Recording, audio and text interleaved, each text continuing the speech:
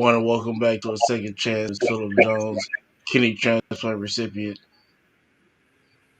And hi, I'm Tafaro Cook, two-time kidney transplant recipient and founder of Kidney Care Coaches, where we coach people with stage 3 to stage 5 kidney disease. If you or you know someone who has kidney disease challenges and needs to be coached with your modalities, hit us up at kidneycarecoaches.com. Awesome. So we're going to jump straight into this. I apologize for the lateness. Everything was on my fault. But to jump into it, your boss says you got sick at 24. Think about kidney disease before diagnosis.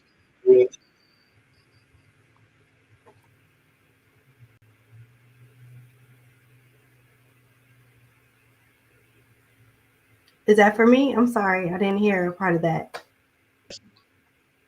I said it said your boss says you got sick at 24. I said, did you know anything about these before you got diagnosed?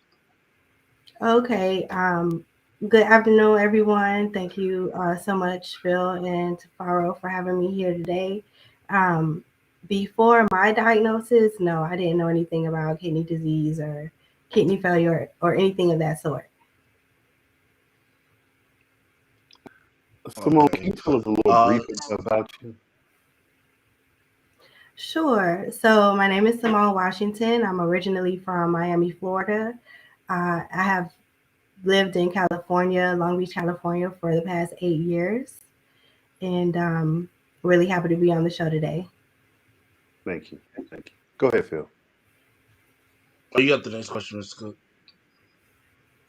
So, Simone, tell us like what was your first symptoms that you were having when you first started experiencing kidney disease? So I was about 24 years old when this took place. I was at this point, I had never needed to go to the hospital for any reason. I had nothing besides a common cold over the years. So this was really unexpected. I started to feel just very sick. I couldn't keep any food down. I was thirsty, like really thirsty, but I wasn't using the bathroom at the same rate that I was drinking. And so began to retain fluids like in my legs and my ankles. And I just didn't know what to do, where it was coming from. And so I went to the emergency room. Yeah, I think we both experienced those things before, especially at a young age. What was what was your thought process when they first start telling you, ask you about how's your kidneys and things? Because that's the experience that I had, and I'm pretty sure you had this experience also. Can you go in a little depth of that? That first initial. Well, at the time, I had just finished graduate school and I had just started a new job. So I was in my probationary period at the time, which means that I didn't have medical coverage yet. Mhm. And that resulted in a 22-hour wait in the emergency room lobby to be seen. So that's a whole other Yeah. conversation for another time. But once I finally did get seen, I was immediately diagnosed with end stage renal failure. So there wasn't really a conversation that I can recall about it because they were such in a rush to address what was happening in the moment and get me stable. Right, right. Did they have end stage renal disease has lots of names. Did they come up with any specific disease that you may have had, anything like that? So the doctors never confirmed the exact cause of my kidney failure. I don't have diabetes. I've never had diabetes. I've never had high blood pressure. I've never had disease. Those are usually Right. the main causes. I didn't have any of that. Um, but the doctors did also find that I had FSGS. Hmm. They diagnosed me with that at the same time. I don't remember exactly what those words stand for, but it's a cousin to lupus, Yep. and so it has something to do with your immune system in that way. But they didn't say that that was the cause of my kidney disease. So honestly, I don't have I don't have clarity on what caused my situation. Yeah, FSGS is a focal glomerulonephritis is what it is, and Mhm. kind of similar to what I have, and the same cousin to what my disease is exactly. And it's an autoimmune disease also, like you just said. So, and those are the same symptoms I had at an early age also. So did they when they diagnosed you, did they give you some like Lasix and things like that to get the fluid off and things like that, or what was what was your, from the hospital to going home, what was Mhm. that like? So the first thing that they did was they put like an emergency catheter in my neck to start emergency dialysis Okay. right there in the hospital to address the fluid situation and just the overall kidney failure that was going on at the time. And I spent the next 2 weeks in the hospital for the doctors to determine the right mixture of medicines to send me home with. Hmm. It was determined later that I could take a couple of medicines to stabilize my kidney function for the next year or two before those medicines, the side effects will outweigh the benefits. So Right. there were two kinds. There was one called Cellcept, and I'm not remembering the second one. So I was on Cellcept for a year, and then I was on the other one for another year. And then after that, it was time to start dialysis because there was no other way to stabilize my kidney function outside of doing dialysis. So I started after those 2 years of being on the medication. That's pretty. That's and I work with a lot of patients, and this is the first time I ever heard somebody start Cellcept before they had a kidney transplant, because Cellcept is an anti-rejection medication. Now, the only reason I can think of them starting you with that was, were they expecting you to get a kidney transplant pretty soon? I'm not sure what the process was behind it. It was not anything that was communicated to me. So I don't know. I don't know, to be Mm, honest. okay. One thing I do know from talking to other kidney recipients and people who are waiting is that I was also taking prednisone Yeah. before, Hmm. and then after the transplant, I wasn't taking it anymore. And so I know some people that have had a kidney transplant, they take prednisone after. Yep. So, Yep. hmm Yeah, at my first transplant, I took prednisone as well. So what prednisone with FSGS does is, so focal glomerulonephritis is a inflammation to the glomerulus of the kidneys and the nephrons. And so what the prednisone is designed to do is designed to lower the inflammation, and that's what that is for. Um, some people can tolerate it, some people can't. Me, on the other hand, I can't tolerate it. It just makes me feel terrible. It blows up my face. It makes me feel just yucky. I'm not that guy. So I tell my doctors all the time, don't put me on it. We go at it back and forth all the time because I'm just not that guy. But so when you started dialysis, did they keep the CVC in, the central venous catheter in, and during that whole time, just then you started dialysis when you left the hospital, or did they take it out and then you kept on, living? so after I left the hospital, before I left the hospital, they took the emergency catheter out of my neck. Okay. Okay. And then, like I said, I didn't actually start dialysis for 2 years after leaving the hospital. Right. So during that time, during the latter part of those 2 years, I got the surgery to have my fistula created in Okay. preparation for dialysis. So a fistula is a sewing of a artery and a vein together to make a larger pass for the blood to go in and out during dialysis treatments. Some people have a graft install, which is an artificial tube that does the same thing. But the doctors felt that my vein and artery were good enough to perform the dialysis well. So that's the route they went for me. I still have my fistula, it's still active. I've gone to see specialists to see if I should have it closed off, but they not closed off, but just managed so that it's not in use anymore. But they didn't really see a reason to have additional surgery to address it if it's not bothering anything. So Right, right. it's still working. Yeah, a lot of doctors hope it will stop thrilling. That's their goal because even though, like you said, mine worked for 5 years when I got my second transplant. It continues on, and when it stopped, my doctors were quite happy because it stops it and it gives the heart a break. Because when it's thrilling like that, it's like an open kind of like an open muffler or header, if you will, if you're talking about a car where it just has no back pressure. So, and Mhm. it's not a problem if, somebody like yourself who's young and healthy is not a problem where they can just, let it go. And some more than likely, if you're not using it, eventually it will stop, but sometimes they don't. So who knows? But like you said, if it's not a problem, it's not a big deal. That's funny that you said fistula. Ohio State University did a documentary on my fistula in my arm to show Uh-huh. people, that you can exercise and ride motorcycles and be active instead of having the CVC. Because when you're in dialysis, we see a lot of people continually with the CVC, and your heart can get infected. So I'm glad you did have that surgery and was a proponent of getting the fistula because it's a lot healthier when you're on dialysis for sure.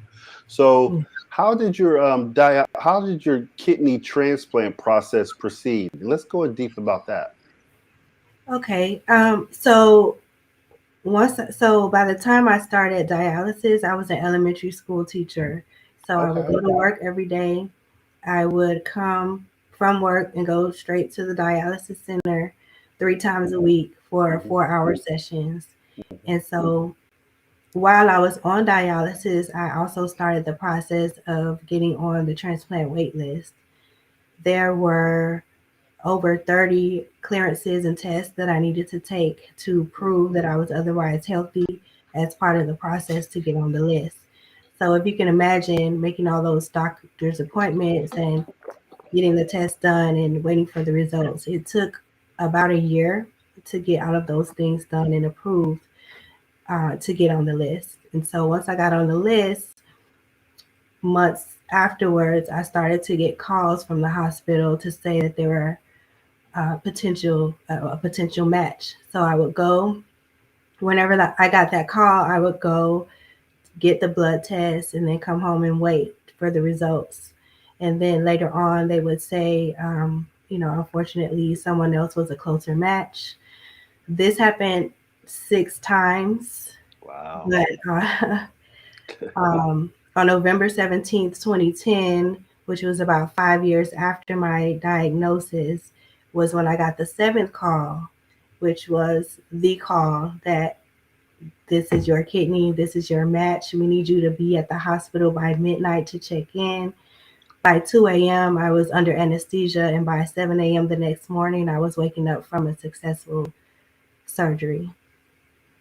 Awesome. Awesome, man. That's good to hear. That's wonderful. Um, have you ever spoken to or heard anything about your donor? Anything like that? Yes. So my donor was an 18-year-old young man. He lost his life due to gun violence, and his family decided to donate.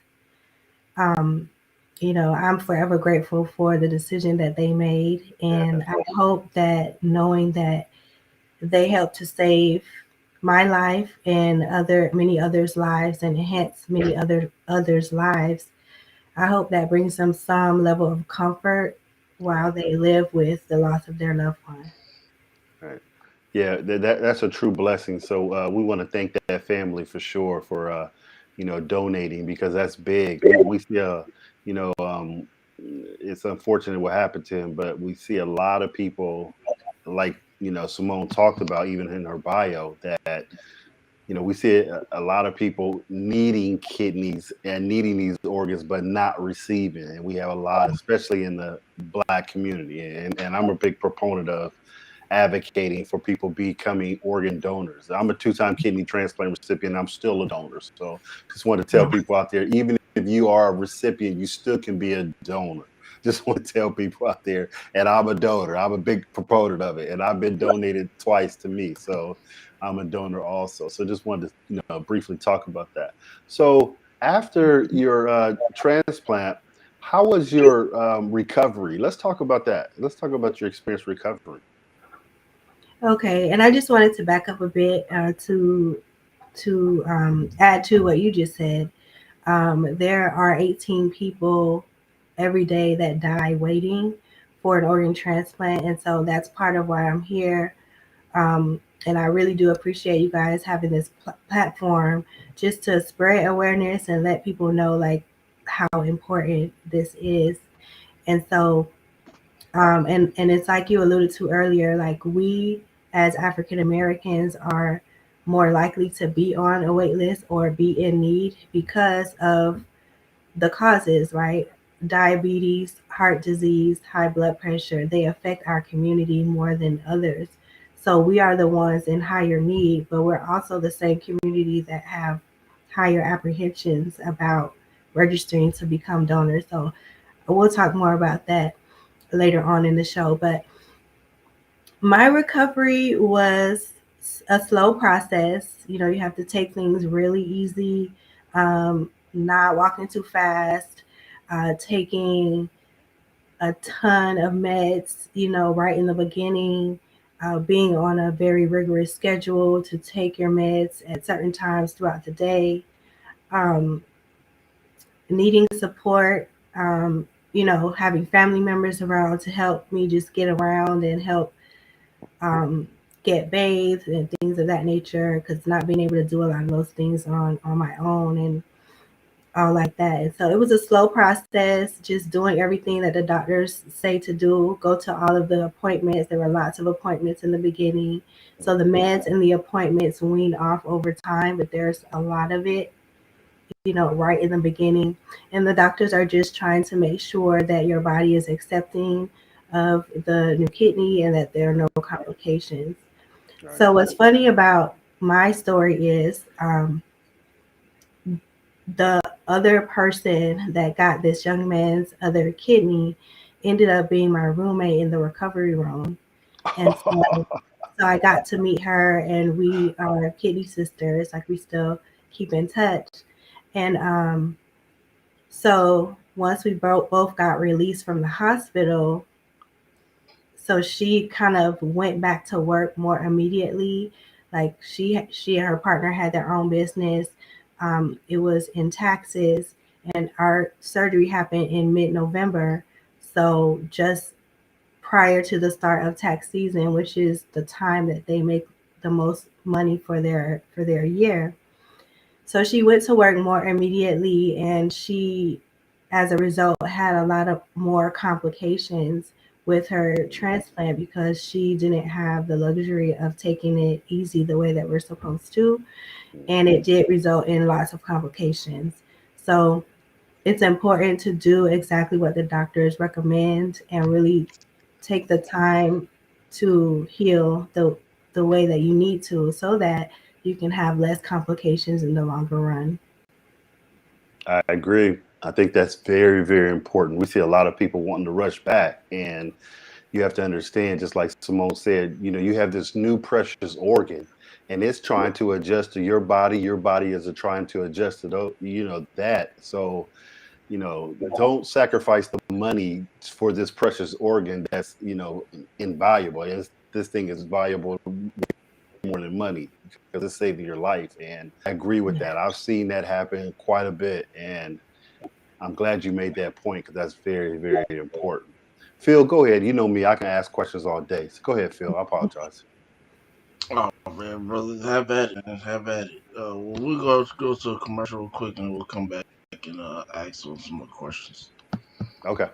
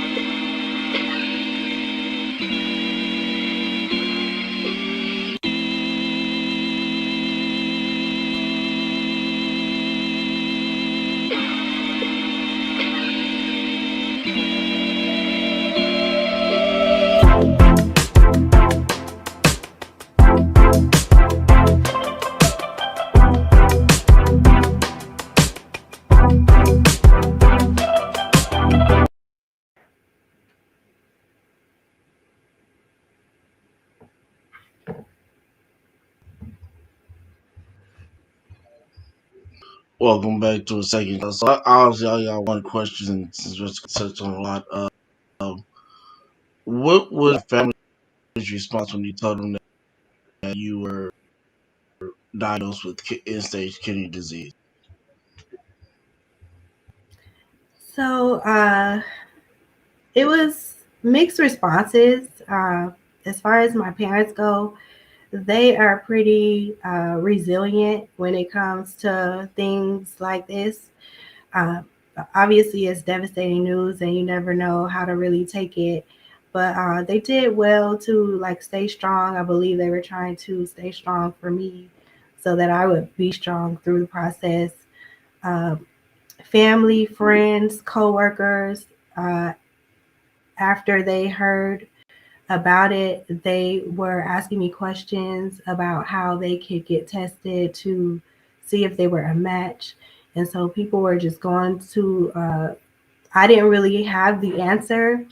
So they were researching on their own to find just calling the hospitals and finding out what the process was. And so they went down to get tested. And unfortunately, no one in my immediate circle was a match.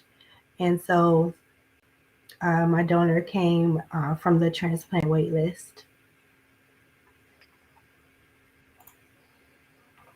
Mr. Cook, go take over.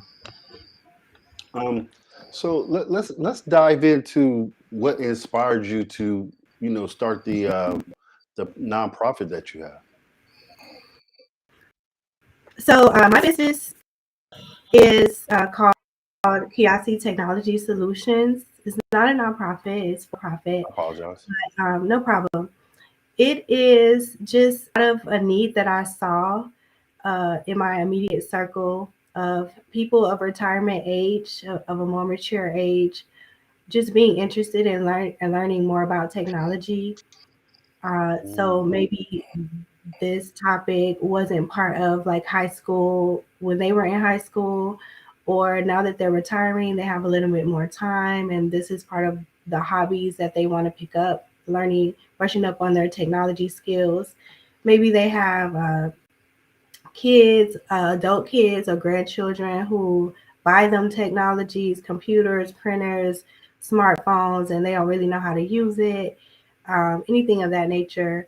And so I saw the need, and so I have already been helping people learn these things. And they would always say, "Oh, you're so patient. You're really good at this. You should start a business." And then once we were in the pandemic, is when I really just focused in on the business side and getting it registered and all that. And so that's when the business officially started. And then there was a need. This same population of people, retirees, were interested in starting their own small businesses, and they have a passion for the product or service that they're offering, but they may not know the technology that helps run the back end of the business. And so I will be tapped to help with those things, including like social media content creation and management, things of that nature. So the business has pivoted to include that as well. And so it's just another way to share knowledge with my community and help people in a subject area that I am an expert at, in order to help other people learn and increase their quality of life, and also help them succeed in their businesses. That's awesome, man. One thing I could say, my mom, she's 87 right now, and she did taxes up till she was like 77. And Uh-huh. now she's a text wizard. She be on our family chat, like killing the game. We be like, and every time I talk to her, she's on her computer doing her thing. But people laugh, but she, like you said, though, we have that older community that people don't even touch their phones or their computers because they're almost afraid of them. So Mhm. I'm glad you saw that niche right there, because that opened up a lot of people's world right there, where they like, oh, I can just do it like this. I can pay Yeah. bills online. I don't have to, get the mail out, the stamps and all that, old school stuff. You just pay your bills online and keep it moving. So that's a really, really great niche, man. That's awesome. So you're an advocate, right? Also. Yes. So I'm an ambassador for One Legacy, which Okay. is one of the largest OPOs, organ procurement organization. Like they help to facilitate the process of organ, tissue, and eye donations. But Okay. it's also a public education organization. So we go out into the community at various events, parades, festivals, and the like, just to educate the public on what it means to be an organ donor, to be available, to share our stories as a way to encourage them and inspire them to register and to really help them understand the need and to be available to answer any questions that they have about the process or what it means to be a donor.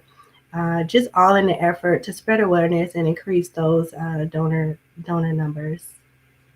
That's good. And I know you guys have to debunk the myths out there because we have so many myths that people say. I think I've heard. What's the craziest myth you heard so far?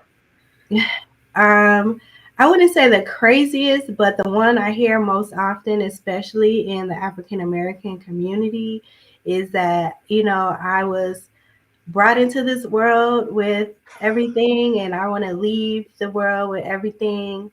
You know, that's what people say. And so my response to that is if everyone thought the way that you did, then I wouldn't be standing here today talking to you because no one would have donated to save my life.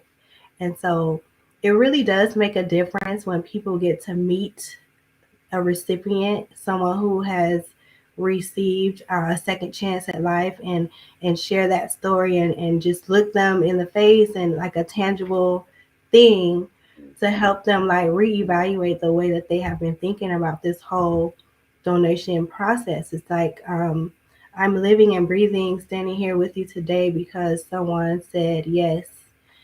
I Yeah. also think that it's important to really just explain what it means to be an organ donor because being out in the community and having these conversations with people, I realized that some people believed that saying yes to being an organ donor, they thought it meant that it was the same as giving blood, like that you would be carted away immediately after saying yes and something would be taken at that moment. And it's like, no, that's not what we're asking. That's not how it goes. What we're asking for is that when you register to be a donor, what that means is like once your life has ended and once you're done using all of your things, that you're saying yes, that someone else can use it after you're done. Um, that's what we're asking for, and that's what it means to be a registered donor. There is an option to be a living donor, but that's a separate, different process. Um, and that's something that you can volunteer to do as well. But that is what we're asking for when you register is that once you're done with your life and you've lived to 150 years old, that after that time, you would say yes, that someone else can use your organs, your eye, your tissue, your skin, whatever is valuable at that time to help them continue to live and enhance their life. That's awesome. Great way to put it. That's funny because I hear that same one too, man.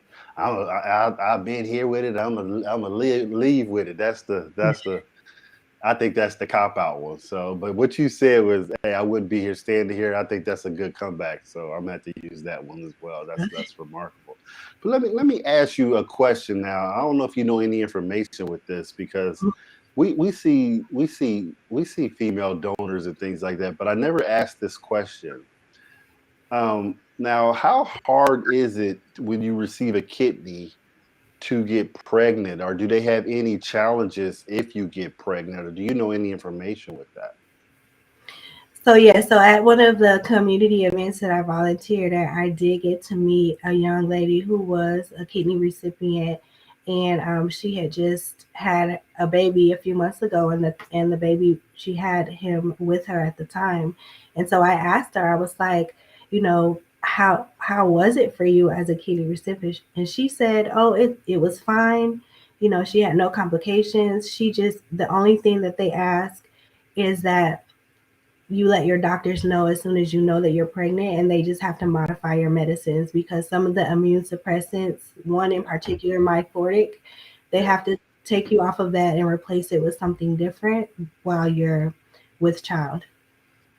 Okay, yeah. So we all know, and a lot of people might not know, that when you do get a kidney transplant, they put it in front of you. They put it on your left side. That's the first one where the first one goes. And she had no complications physically as the baby got bigger with the kidney. The kidney stayed in. So that's pretty amazing. It's pretty awesome. Yeah, she Wow. said that her process was fine, as she was carefully monitored by her care team, and she was fine. And by the way, my kidney's on my right side. Oh, okay. They put it on your right side, your first one. Really? Okay. Yes. Oh, I'm Yes. sorry, right side, not left. Yeah. My second Yes. was on my left, so that's why I would say. You're right. Okay. Right. Okay. Apologize. Yeah. You're right. Phil, go ahead, man. Uh, Honestly, you guys have having a conversation. I don't have any questions for her. If you have any, that's your last few, and then wrap it up if you have any more. Okay. So what else? What else is on the horizon for Simone these days? Well, I do like to share, like, after having this second chance at life, like what's been going on. It's been 12 years. What's been going on? So in these 12 years, I moved to California. I reside in Long Beach right now. I've been able to develop my career. I currently serve as a software analyst on a local university campus.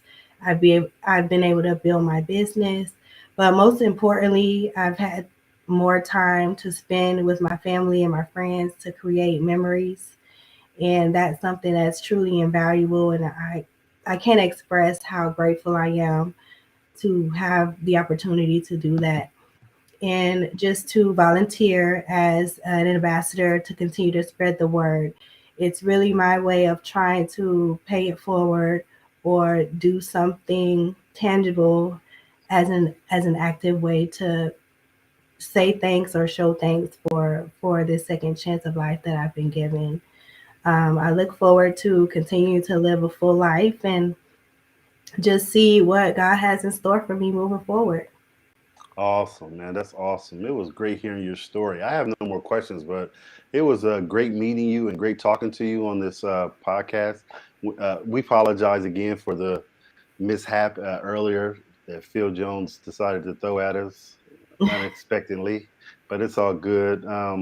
Again, I have no more questions, but thank you for being a pivotal person in the community of kidney disease, and keep sharing your story and keep living a strong life. And we appreciate you for sure. Thank you so much again for having me. And I did want to add that if anybody is inspired to become an organ donor, after hearing our conversation today, there are many ways that you can register. You can go into the DMV office and say that you want to be a donor. You can register online at dmv.org. There's also onelegacy.org. There's donatelife.net. So you can do it from the comfort of your own home. You can do it on your phone. You could register, and then you'll be registered. And the next time that you get your license printed, you'll see a pink dot that signifies that you are a donor. So thanks again for having me. Thank you for providing this platform. I really appreciate what you guys are doing to get the word out. And thank you. Thank you for the time. Well, thank you for letting us share your story, and like I said again, a wonderful story, I might add. And keep on staying strong, keep on doing your thing, and again, we thank you. Thank you so much.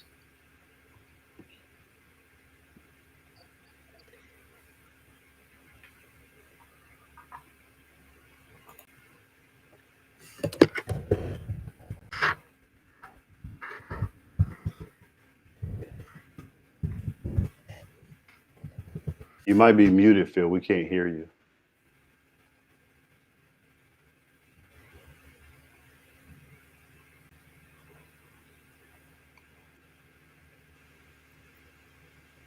Phil, you might be muted. We can't hear you.